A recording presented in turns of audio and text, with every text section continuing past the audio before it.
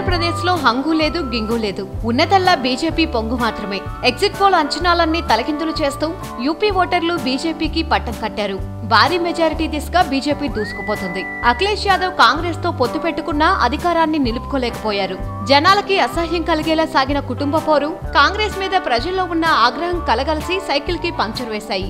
ఏ కులం ఎవరికి ఓటు వేసింది, ముస్లిం ఓట్లు ఎవరికి పడ్డాయి అనేది పక్కన పెడితే, అన్నిటికీ మించి మోదీ పడిన కష్టం, ఆయన చేసిన శ్రమ బీజేపీకి అనూహ్య విజయం కట్టబెట్టాయి. యూపీ ఎన్నికల్ని ప్రతిష్టాత్మకంగా తీసుకున్న మోదీ దాదాపు 225 ర్యాలీల్లో పాల్గొన్నారు. ఎప్పుడో ఇందిరాగాంధీ మాత్రమే ప్రధాని హోదాలో యూపీ ఎన్నికల కోసం ఇన్ని ర్యాలీల్లో పాల్గొన్నారు. చివరి దశ పోలింగ్ జరిగిన వారణాసి లోక్సభ నియోజకవర్గం సహా చుట్టుపక్కల నియోజకవర్గాల్లో అయితే మోదీ 3 రోజులు మకాం వేశారు.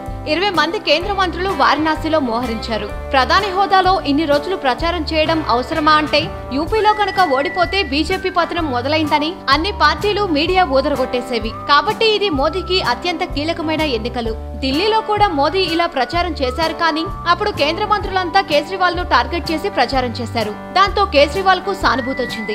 యూపీలో మోదీ ఆ పొరపాటు చేయలేదు. అఖిలేష్ కు ఉన్న ఇమేజ్ దృష్ట్యా తనని టార్గెట్ చేయకుండా కేవలం అభివృద్ధి, అవినీతి లేని పాలన అనే అంశాల చుట్టూనే మోదీ ప్రచారం సాగింది. యూపీకి కట్టప్పలా కాపలా కాస్తాను అని మోదీ ఇచ్చిన హామీ బీజేపీకి మొత్తానికి సంపూర్ణ మెజారిటీ కట్టబెట్టింది.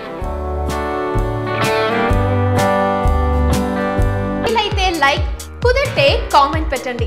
ఇలాంటి ఇంట్రెస్టింగ్ బ్రేకింగ్ బిగ్ న్యూస్ మాకు తెలిసిన వెంటనే మీకు తెలియజేస్తాం. దీనికి మీరు చేయవలసిందల్లా ఇక్కడ కనిపిస్తున్న సబ్స్క్రైబ్ బటన్ ని నొక్కి సబ్స్క్రైబ్ అవ్వండి.